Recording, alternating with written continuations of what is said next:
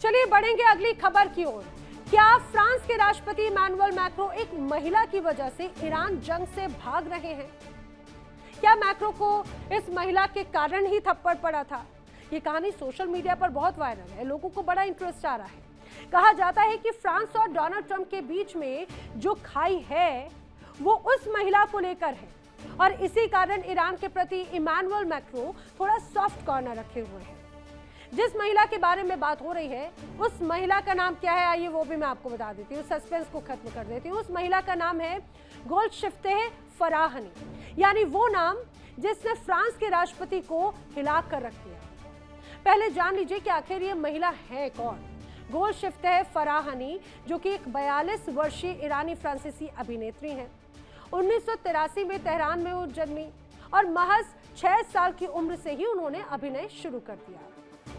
ईरानी cinema में बड़ा नाम बनाने के बाद में 2008 में रिडले स्कॉट की Hollywood film body of lies में भी उन्होंने काम किया है, जिसके बाद में ईरान ने उन पर बगैर हिजाब दिखने पर प्रतिबंध लगा दिया, एक्शन लिया और उसके बाद में वो पेरिस में एक तरह से निर्वासित हो गए। उनकी कई प्रमुख फिल्में हैं जो कि नेटफ्लिक्स में अभी भी मौजूद हैं। Extraction, Peterson, Pirates of the Caribbean और एप्पल टीवी की इन्वेजन उसमें शामिल है। ये वो ईरानी सरकार की मुख्य आलोचक भी रही हैं। ये वही महिला है, यानी कि एक ऐसी महिला जो ईरान से भागी, पेरिस में बसी और अब फ्रांस के राष्ट्रपति की जिंदगी में बड़ा तूफान एक तरह से बन चुकी है। क्यों गोल्डशिफ्ते फराहानी चर्चा में है वो भी जान लेते हैं और कैसे उनका कनेक्शन सामने आ रहा है। आखिर चर्चा क्यों है, समझिए। दरअसल दावा किया जा रहा है कि इमैनुअल मैक्रो के साथ में फराहानी का रिश्ता है और सोशल मीडिया पर दोनों के रिश्तों की चर्चा बहुत ज्यादा है, जोरों शोरों से।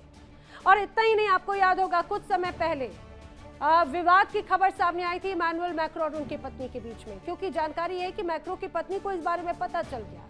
बाद में दोनों के बीच में काफी तनातनी हो गई और इमैनुअल मैक्रो ने हालांकि अभी तक इस पर कोई प्रतिक्रिया नहीं दी, लेकिन काफी कुछ चर्चाएं चल रही हैं और कहा जाता है कि धुआं वहीं से उठता है जहां पर चिंगारी हो।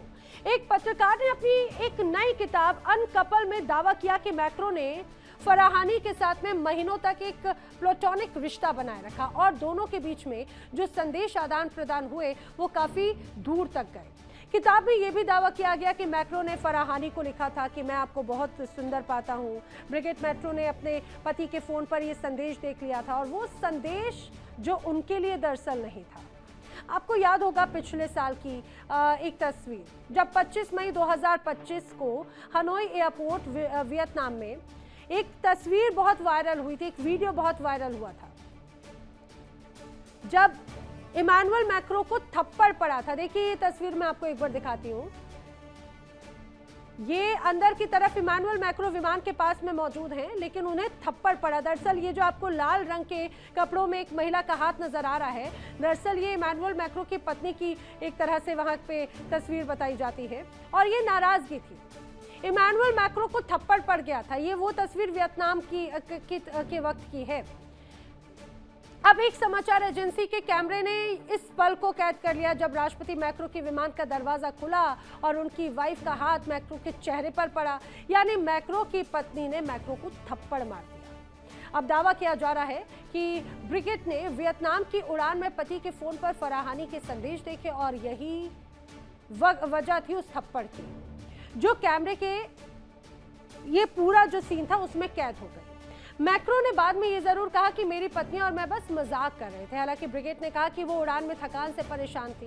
फ्रांस ने पहले तो इसे एआई जनरेटेड बताया था, लेकिन फिर इसे निजी पारिवारिक क्षण कह दिया और एक तरह से टाल दिया। लेकिन अब तक कोई भी स्क्रीनशॉट, कोई भी आधिकारिक रिकॉर्ड या कोई भी प्रमाणित सामग्री सार्वजनिक नहीं हुई।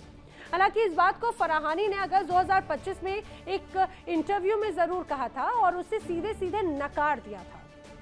वैसे कहा जाता है ना, इश्क और मुश्क छिपाए नहीं छिपता, और यही हाल एक तरह से इमैनुअल मैक्रो के साथ में नजर आता है। आपको याद होगा जब ये पूरी तस्वीर सामने आई, इस बात का बहुत मजाक था, बहुत मजाक उड़ाया था। खुद डोनाल्ड ट्रंप ने भी इसका मजाक बना दिया था। डोनाल्ड ट्रंप ने 30 मई 2025 को एक प्रेस कॉन्फ्रेंस में बाकायदा टिप्पणी की, दरवाजा बंद रखो, ये अच्छा नहीं है, और ये भी कहा था कि ब्रिगिट उनके साथ में बहुत बुरा व्यवहार करती है। ये बयान डोनाल्ड ट्रंप और मैक्रो के बीच में पहले से मौजूद तनाव का एक बड़ा संकेत था। अब कयास तो यहां तक लगाए जा रहे हैं कि फराहानी के कारण ही ईरान युद्ध में एक तरह से फ्रांस अभी तक पहुंचा नहीं है और ईरान के प्रति सॉफ्ट कॉर्नर साफ तौर से कहीं ना कहीं नजर आता है। लेकिन रक्षा जानकार मानते हैं कि मैक्रो की ईरान नीति व्यक्तिगत नहीं है बल्कि रणनीतिक कारणों से है और फ्रांस शुरू से ही अमेरिका इजरायल के ईरान पर हमले का हिस्सा नहीं बनना चाहता था। मैक्रो ने कूटनीतिक रास्ते की वकालत की तो इसकी वजह है फ्रांस की ऊर्जा निर्भरता, यूरोप में ईरान के प्रवासी समुदाय और ईयू की स्वायत्त विदेश नीति की परंपरा। अब फराहानी का ईरान विरोध स्वर और मैक्रो की ईरान पर नरम नीति दोनों एक साथ जरूर चल सकते हैं। एक निजी रिश्ता राष्ट्रीय नीति नहीं बदलता। ये जो किताब है ये ऐसे समय में आई जब मैक्रो घरेलू राजनीतिक दबाव, 2027 के राष्ट्रपति चुनाव की छाया और ईरान युद्ध के भू राजनीतिक तनाव सबसे एक साथ जूझ रहा है। एक ईरानी फ्रांसीसी अभिनेत्री, एक वायरल थप्पड़, एक विवादास्पद किताब और इसके बीच फ्रांस का राष्ट्रपति इमैनुअल मैक्रो। ये सिर्फ एक व्यक्तिगत स्कैंडल नहीं है, समझिए ये उस दबाव की कहानी है जो आज हर बड़े नेता पर है। निजी जिंदगी पर, राजनीतिक विरोधी और मीडिया तीनों एक साथ है। तो क्या ये कहानी सच है या फिर इमैनुअल मैक्रो ने अपनी नीति खुद चली? लेकिन कहते हैं ना, जब तक कुछ ना हो तब तक हवा नहीं उठती। यही बात जरूर यहाँ पर एक तरह से नजर आती है।